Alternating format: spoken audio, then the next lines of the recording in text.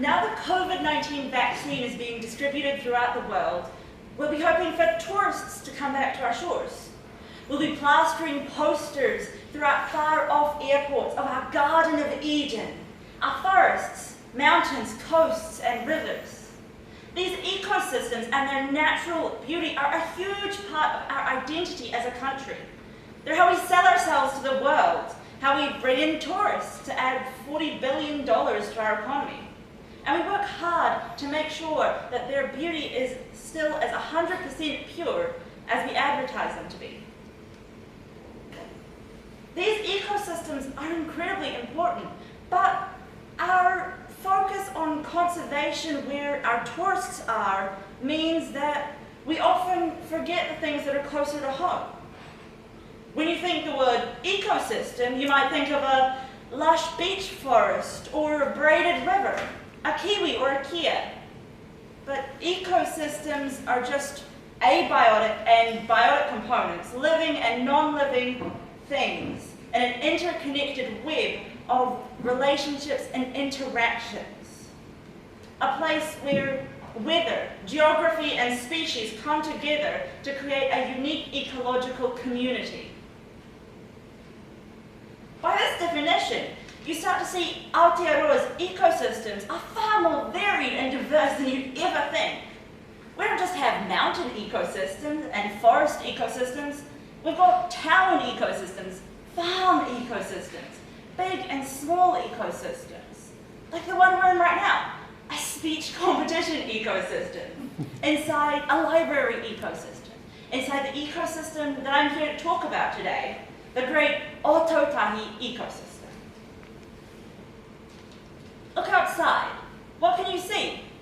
I see buildings, cars, roads, some people, a couple of pigeons.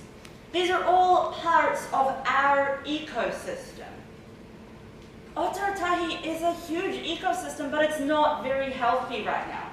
It's missing key species and connections that are necessary to sustain it and sustain everything in it.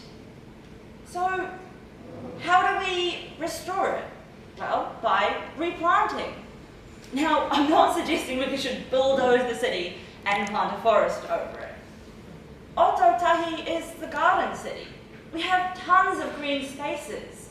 The only problem is that they're currently filled with foreign species that are not like weeping willows that are clogging up our rivers, or grass that's not providing shelter or food for our birds. By replanting those areas with species like kahikatea, harakeke, toitoi, and tikoka, we can create a space where native wildlife will want to come back into the city, create an ecosystem that is safer and healthier for everyone in it, including us as well. Because a healthy ecosystem doesn't just benefit wildlife, it helps us too. Scientists have found that people who live near forests are happier. They have a better immune system. Trees strengthen our amygdala, which is the part of our brain that controls emotions and regulates our anxiety. Now you're probably thinking, these are really good things. So how do we make this happen? Well, the best way is, like an ecosystem, as a community. If we work together, we don't have to do big, impressive things.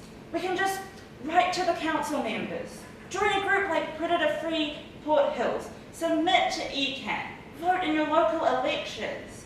These all plant the seeds for a healthy ecosystem. You can plant real seeds too. Kowhai and kawakawa would bring birds back into our gardens.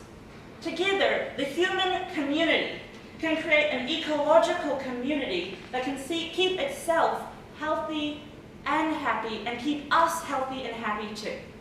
Thank you.